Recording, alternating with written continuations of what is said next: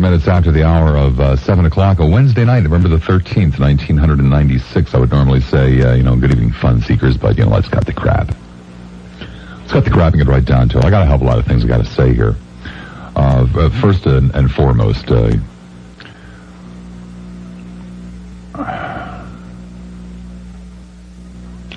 won't say that. It's too derogatory. It's too inflammatory. It's not derogatory. It's inflammatory.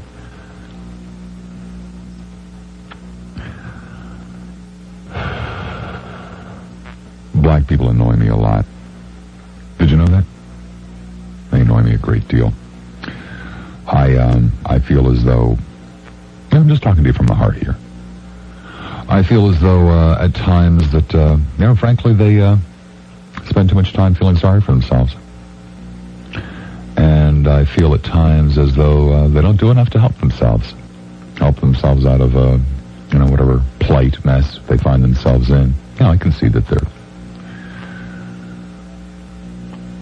not as fortunate as most white people, all white people. Because if you're white, you're not black, and therefore you've got a head start. Ain't no bed of roses being a white person. A lot of black people don't understand that. When you're a white person,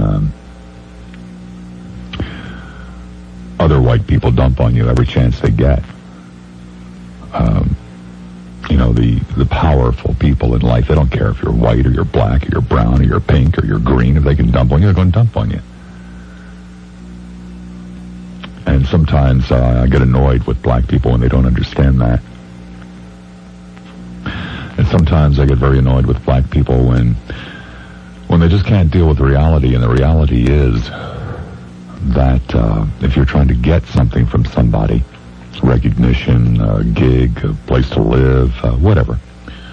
When you're trying to get somebody to grant you something that you want,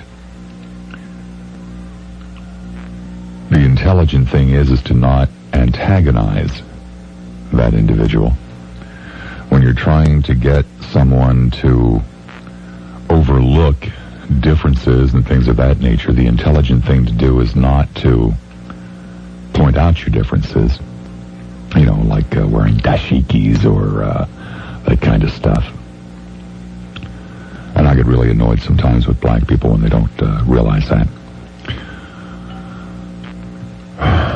Because, what the hell, I'm just a dumb, stupid white guy. I ain't black.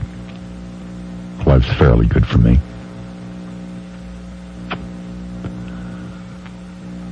And then you run into a week like this week,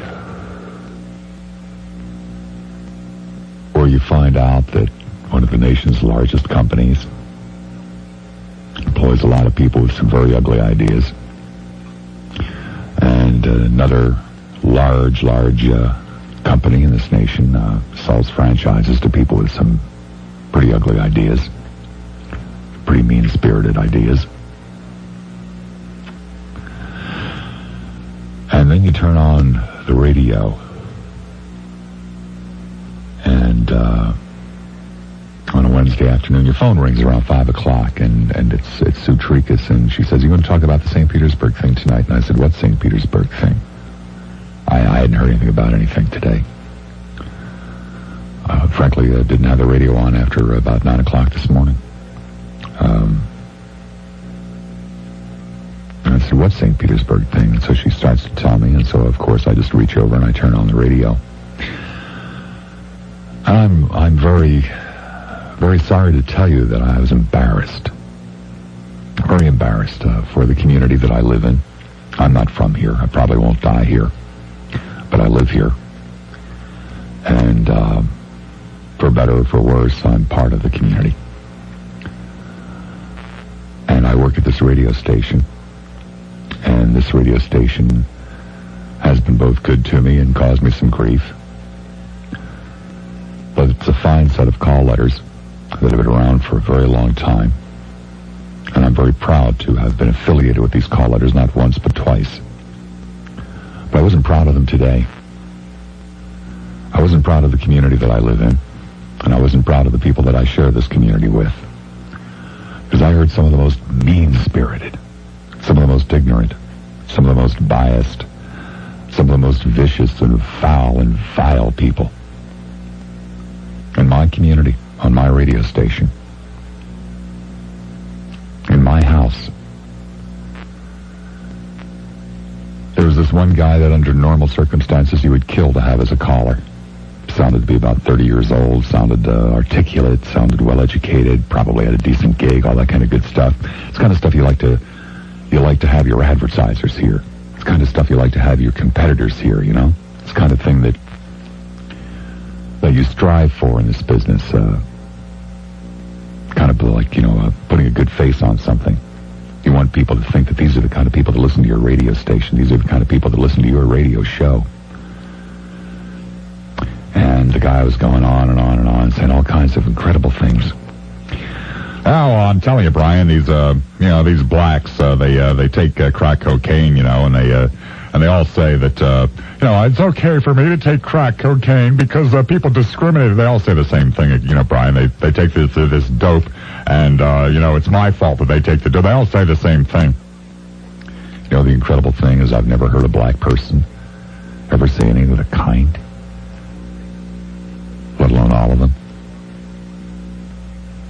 I've heard some bending over backwards liberals trying to explain why people might try to blot their lives out with crack cocaine. Never heard a black person say anything like that, either did he. He wishes that he had. He's convinced himself that he has. Because he hates niggers.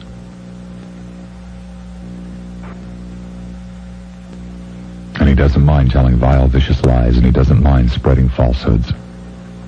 And I listen to call after call after call after call, doing the same damn thing. Relating stories that never happened. Casting blame where there is none.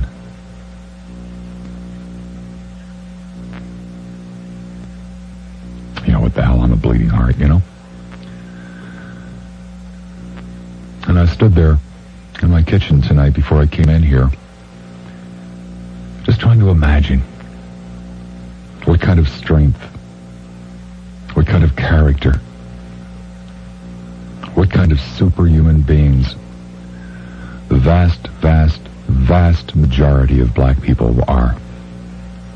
To live in a world filled with such hate. To get up every single day of their miserable lives and have to face lies, misrepresentation, bullcrap, ignorance, ugliness, hate. Every single day, for no reason under the sun. No reason under the sun. And I felt very ashamed for the times that I am annoyed. I can't begin to imagine living in this country. I can't begin to imagine living in these times as anything but a white man. And I am so damn grateful I don't have to. Just try to imagine what it must be like. Turn on the radio, pick up a newspaper, sit in a booth in a fast food restaurant, overhearing this kind of stuff. Having people talking about you as though you're a piece of furniture, and not a desirable piece either.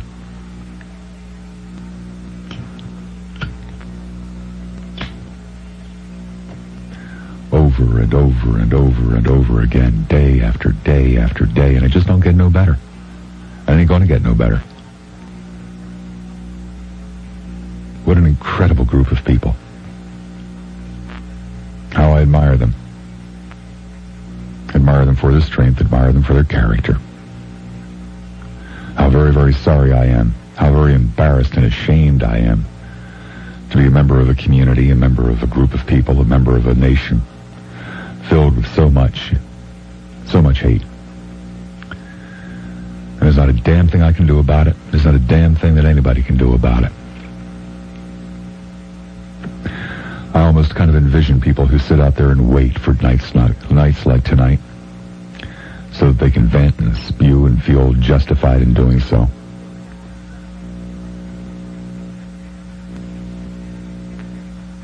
But I'm very, very ashamed tonight. I'm very, very ashamed. I wish that there was something I could do. I wish there were words that I could say. I wish that there was something, anything. But there aren't. Just have to live with it. There isn't any reasoning with ignorance. There isn't any reasoning with bigotry. Because there isn't any reason. There's nothing behind it. There's nothing to justify it. We perpetuate this. We raise up one generation after another and teach them to be intolerant. I know that. I know that for a fact. Because you people have done everything in your power to teach me. And I'm very sorry to tell you that there are times when your lessons have succeeded. Very sorry to tell you that.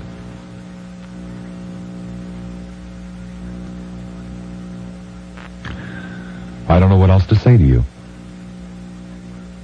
I'm going to give you the phone numbers and you can say whatever you want. Because there's nothing I can do to stop you. There's nothing I can do to change your ways.